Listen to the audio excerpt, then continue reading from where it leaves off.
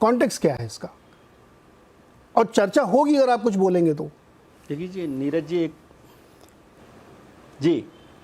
जी एक तो आपके सत्संग के लिए बहुत बधाई आपको जो आप कर रहे हैं।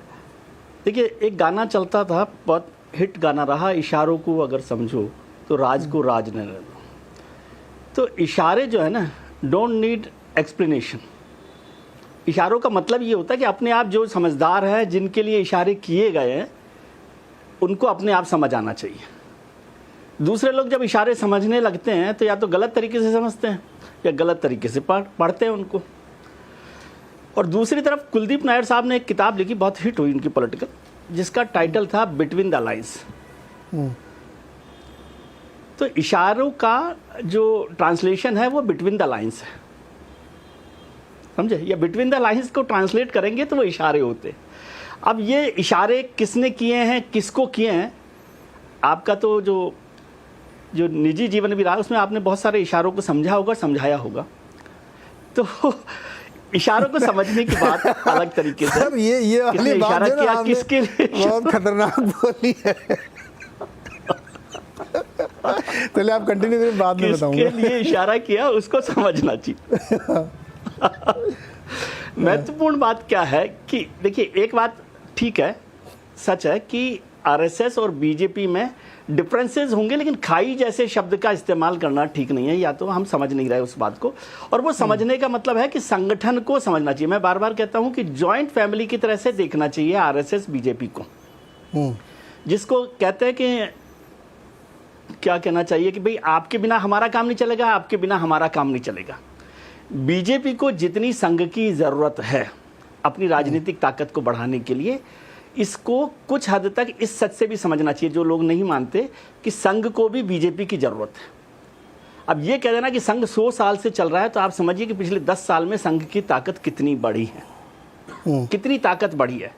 आज संघ का भारत के, हिंदुस्तान के हर जिले में कार्यालय है, उनकी संघ की शाखाएं बढ़ी हैं, संघ के स्वयंसेवक बढ़े हैं, संघ की ताकत बढ़ी है, संघ का एजेंडा बढ़ा है, संघ के एजेंडा को पूरा किया गया है।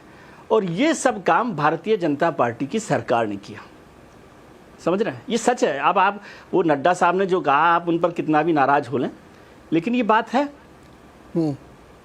और संगठन बड़ा है कि नहीं बड़ा है, संगठन में भारतीय जनता पार्टी के 11 करोड़ कार्यकर्ता हैं, संघ के 1 करोड़ हैं। लेकिन संघ उनका पेरेंटल ऑर्गेनाइजेशन है, इसलिए उसको नंबर से नहीं जोड़ना चाहिए। संघ उनकी आस्था है, संघ उनका विचार है, संघ उनकी सोच है, और वो उस रास्ते पर चलते हैं। बीजेपी उससे डिफर नहीं कर रही, मोटे तौर पर वो डिफर नहीं करती। छोटी छोटी बातें जो एडमिनिस्ट्रेटिव होती हैं वो हो सकती हैं, उनकी चर्चा लगातार होती रहती है, उस पर भी कोई बात होती है तो संघ भी कह देता है। संघ, और ये कहना कि अब संघ बहुत दूर बैठता है और बीजेपी को बिल्कुल इंटरफियर नहीं करता, तब आप जो चाहें वो करें, फिर सत्संग करते रहें। फिर दत्तात्रेय होस बोले जब पार्टी के लीडर्स के साथ दिल्ली में मुलाकात करते हैं, या अरुण कुमार जी उत्तर प्रदेश जाकर लखनऊ पहुंचकर मुलाकात करते हैं, तो उसका कोई मायने तो होता होगा, कोई मायने है कि नहीं है। एक और महत्वपूर्ण घटना हुई जो मुझे पता नहीं कि उसको किस तरह से किया गया है, क्या नहीं किया, कि भारतीय जो संघ की समन्वय बैठक होती है, उसमें पिछले काफ़ी समय से अमित शाह साहब हमेशा उपस्थित रहते थे। इस बार अमित शाह साहब वहां नहीं थे, कारण कुछ रहा होगा, लेकिन मुझे ऐसा रजिस्टर हुई कि ये बात है। संघ का जो एजेंडा है वो, मैं हमेशा इस बात को कहता हूं कि मेरे जो ग्रैंड पेरेंट्स हैं या मेरे दादाजी जो है ना, वो जब सलाह देते हैं तो वो मेरे लिए देते हैं, मेरे सामने वाले फ्लैट वालों को नहीं कहते कि भैया आप भी ठीक रहो। उनका मोटा पर्पज ये होता है सामने वाला भी सुन ले और ठीक हो जाए तो ठीक है, लेकिन वो कहते मेरे लिए।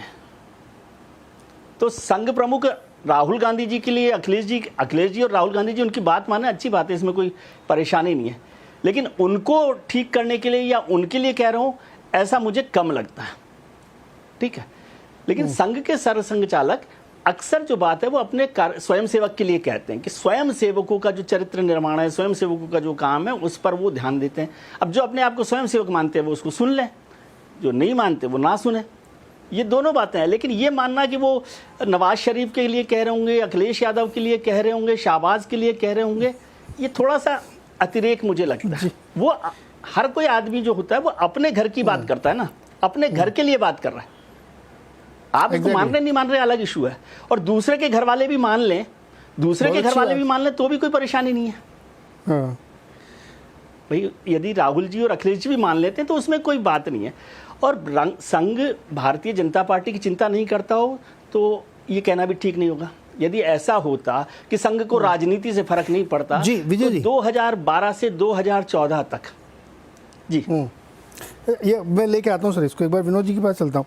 मेरा क्वेश्चन यही था कि देखिए चुनाव के बाद अब ठीक ठाक समय हो गया है, खाई कहें या मनभेद कहें, मतभेद कहें, थोड़ा डिफरेंसेस कहें अंग्रेजी में, या डिफरेंस ऑफ ओपिनियन कह लें और अच्छी लैंग्वेज में, जो भी है अब वो खत्म हो जाना चाहिए। विनोद जी, मेरा सवाल आपसे है, विनोद अग्निहोत्री जी, कि जब आप इस जंक्चर पे खड़े जहाँ पे अब आपको सब चीज़ें अलग हटा देनी चाहिए और विपक्ष इतना स्ट्रांग है आपके सामने और आप चुनाव के पहले खड़े हुए हैं, तब आप ये बेनिफिट ऑफ डाउट नहीं ले सकते कि हम तो बौद्धिक दे रहे थे, सभी के लिए था वो। अब तो आप उस वर्ज पे खड़े हो कि अगर एक भी स्टेट इलेक्शन और हारेंगे आप तो और आपके खिलाफ नैरेटिव बनेगा, तब आप ये रिस्क कैसे ले सकते हैं? और आपने एक बात कही थी सर कि वो कॉन्टेक्स्ट में 2015 का क्या कॉन्टेक्स्ट था, आरक्षण की समीक्षा करा दी थी बिहार में, वो हार गए, तो सोच के तो बोलते हैं वो। जी विनोद जी। नहीं देखिए, मैं विजय जी की इस बात से तो पूरी तरह सहमत हूं कि संघ प्रमुख जी की जो टिप्पणियां हैं जो उन्होंने समय समय पर की है, वो सीधे सीधे भारतीय जनता पार्टी के नेताओं के लिए और भाजपा की कार्यशैली को लेकर के हैं। जो इस समय है वो कांग्रेस के लिए या समाजवादी पार्टी के लिए या सीपीआई एमएल के लिए या सीपीएम के लिए नहीं है। और ने पता नहीं सीताराम येचुरी, प्रकाश कारात का नाम क्यों नहीं लिया, उनका भी ले देते कि शायद उनको वो भी, तो राहुल गांधी और अखिलेश यादव को ही लिया। ये वो जो सही कहा कि भाई बुजुर्ग जो होता है या पिता जो होता है अपने बच्चे की चिंता करता है, उसको समझाता, पुचकारता, डांटता, फटकारता, जो भी अपने बच्चे को समझता है, वो पड़ोसी के उसको नहीं करता। हाँ, कभी कभार कोई राय पूछने आ जाए दे दे, अलग बात।